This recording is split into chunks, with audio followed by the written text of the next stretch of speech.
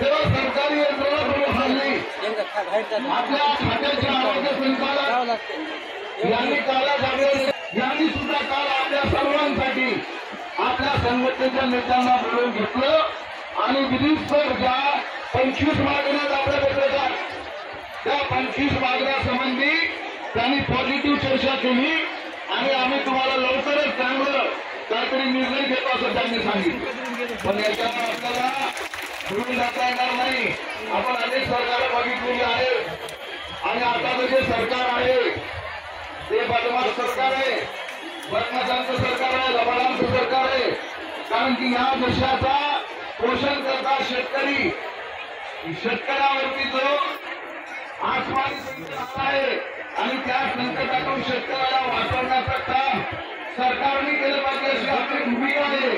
तेव्हा सरकार हात राखून काम करते, तेव्हा या सरकारला मैदानात ठेवलं पाहिजे।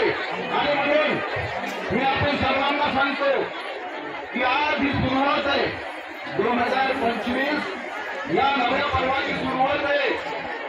अनेक प्रश्न आहेत या नव्या पर्वामध्ये। आज आपण सरकारला आपल्या मागण्या सांगितलेल्या आहेत आणि सांगितल्यानंतर